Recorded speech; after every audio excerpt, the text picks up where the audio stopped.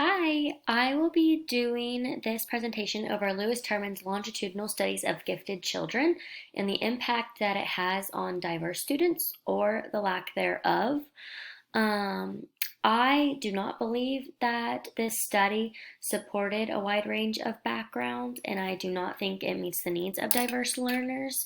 And so I'm going to discuss that. But first, I'm going to talk about an overview of what the longitudinal study incorporated and how it did impact some gifted children in the way we look at them now.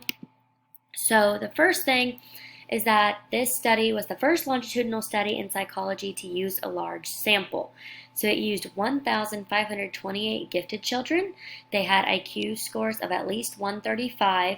Most of them were above 140, but there were some that were a little closer to 135, but all of them were over the 135 mark.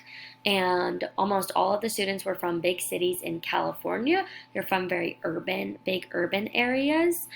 And Lewis Terman traced the development for half a century. So he did die during it, but his work was carried on by other people that were incorporated into this study as well.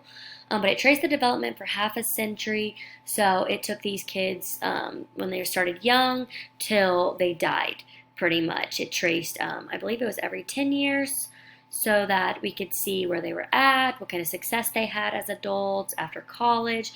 It just went through their whole life. So it's the first longitudinal study in psychology, and it incorporated 1,528 children that were all gifted. And Terman found that these gifted children, once they were in their adulthood, they were healthier than the average.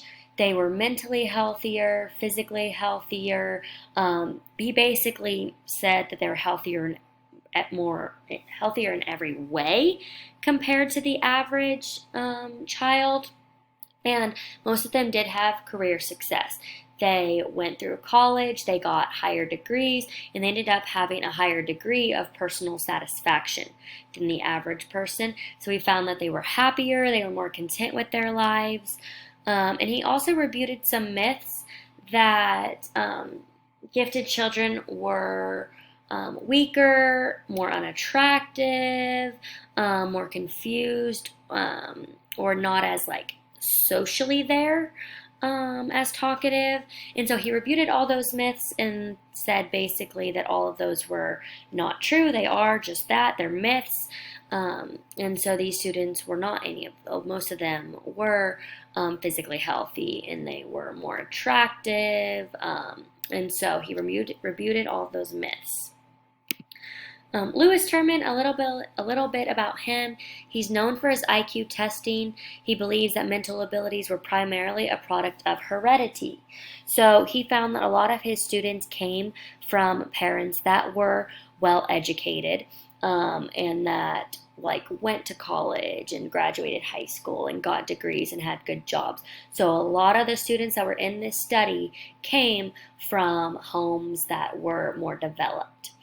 He did receive quite a bit of criticism about this study and just about him in general, because he put a lot of face value at that mental abilities and IQ was a big part of heredity.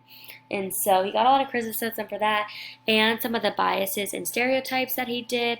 He didn't include very many diverse students in his study, and he didn't really consider cultural diversity at all. And so he did get a lot of criticism for some racial biases in his studies. But one thing about his study that I really wanted to focus on that I thought was interesting was the impact on females. Because I found it really interesting that girls were included from the very beginning, which was really unusual during this time. You didn't see many studies about females, especially when it came to education, because a lot of people just saw girls as needing to get an education to take care of the men. And so I found this really interesting. Society saw giftedness as incompatible with femininity and with females, because they were seen as they didn't really need an education, they just needed to know how to do the household duties. But Terman changed it so that he had girls from the very beginning, and he ended up having 672 out of the 1,528 people in the study were girls. And so quite a few of them, it's obviously not half, but it's still quite a bit of girls, especially during that time. This was seen as kind of unusual and important. He found, and he actually expanded three-fourths the possibilities for gifted females. Over 80% of high school leadership positions are held by girls now.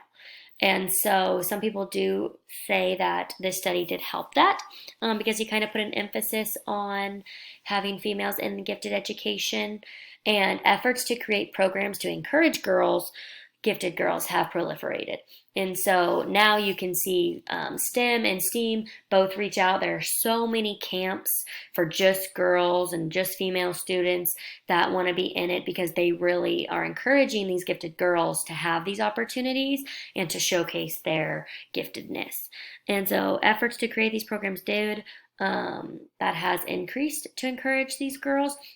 And so you do see a lot more girls in gifted education.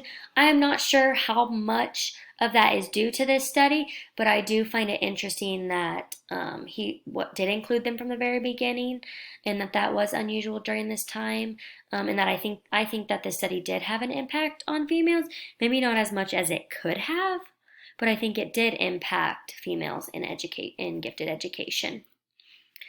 And then lastly, the impact on CLED students or CLED students. This study was very biased. He got the students based off of teacher selection, which, as we know, most teachers are white females coming from middle class homes. And so there was some bias. There were more white students than anyone else in this